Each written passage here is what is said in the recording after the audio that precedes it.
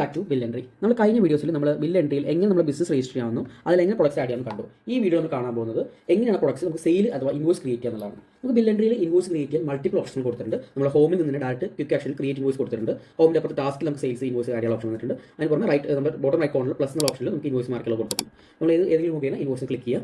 First നമ്മൾ ശ്രദ്ധിച്ചാൽ കാണാം, ഇത് നമ്മുടെ ഫസ്റ്റ് ഇൻവോയ്സ് ആണ്. ഇൻവോയ്സ് നമ്പർ 1 ഡിഫോൾട്ടായി വന്നിട്ടുണ്ട്. ഇന്നത്തെ ഡേറ്റ് 12/2 അതും ഡിഫോൾട്ടായി വന്നിട്ടുണ്ട്. താഴെ കസ്റ്റമർ നെയിമിൽ ഓട്ടോമാറ്റിക്കായിട്ട് ഡിഫോൾട്ടായിട്ട് ക്യാഷ് ആണ് വന്നിട്ടുള്ളത്. കസ്റ്റമർ നെയിം നമുക്ക് അവൈലബിൾ ആണെങ്കിൽ നമുക്ക് എൻട്രി ചെയ്യാൻ ഓപ്ഷൻ ഉണ്ട്. അതിന് പുറമെ കസ്റ്റമർ മൊബൈൽ നമ്പറും എൻട്രി ചെയ്യാൻ ഓപ്ഷൻ നമുക്ക് വന്നിട്ടുണ്ട്. അപ്പോൾ അതിലേക്ക് വരികയാണെങ്കിൽ ബിൽഡ് ഐറ്റംസിൽ ആഡ് ഐറ്റം ക്ലിക്ക് ചെയ്ത് കഴിഞ്ഞാൽ നമ്മൾ ആഡ് ചെയ്തിട്ടുള്ള പ്രൊഡക്ട്സ് എന്തെങ്കിലും കാണാൻ പറ്റും. അപ്പോൾ നമുക്ക് 3 പ്രൊഡക്റ്റാണ് ഇതിൽ ആഡ് ചെയ്തിട്ടുണ്ടായിരുന്നത്. അപ്പോൾ ഏതൊരു പ്രൊഡക്റ്റ് നമ്മൾ സെലക്ട് ചെയ്യുന്നു.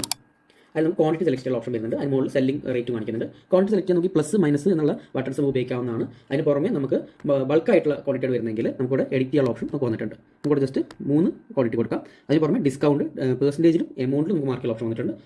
അത് കൊടുത്തു കഴിഞ്ഞാൽ നമുക്ക് ആഡ് ആയിട്ട് ക്ലിക്ക് ചെയ്യാം. നമുക്ക് അടുത്ത ഐറ്റം കൂടി ആഡ് ചെയ്യാം. സെക്കൻഡ് പ്രൊഡക്റ്റ് നമുക്കൊരു 4 ആഡ് ചെയ്യാം. അപ്പോൾ നമ്മൾ ഫസ്റ്റ് പ്രൊഡക്റ്റ് 3, സെക്കൻഡ് പ്രൊഡക്റ്റ് 4, മൊത്തം 7 ക്വാണ്ടിറ്റി വന്നിട്ടുള്ളത്. നമ്മൾ താഴെ സ്ക്രോൾ ചെയ്ത് വരികയാണെങ്കിൽ ടോട്ടൽ ക്വാണ്ടിറ്റി 7 ക്വാണ്ടിറ്റി വന്നിട്ടുണ്ട്. ഡിസ്കൗണ്ട് ഒന്നും കൊടുത്തിട്ടില്ല, 0 ആണ്. ടോട്ടൽ എമൗണ്ട് 850 വന്നിട്ടുണ്ട്. ഇവിടെ നമുക്ക് ഇനി അടുത്തത് ബിൽ ഡിസ്കൗണ്ടിന് പുറമെ ഐറ്റം ഡിസ്കൗണ്ട് കൊടുത്തില്ല, നമുക്ക് ടോട്ടൽ ബിൽ ഡിസ്കൗണ്ട് കൊടുക്കാൻ നമുക്ക് വരുന്നുണ്ടെങ്കിൽ നമുക്ക് ഡിസ്കൗണ്ട് കൊടുക്കാനുള്ള ഓപ്ഷൻ ഉണ്ട്.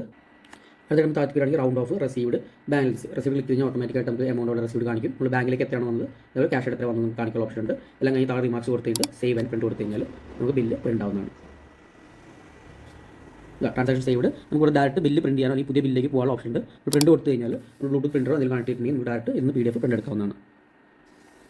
ഞാൻ നമ്മുടെ പ്രിന്റർ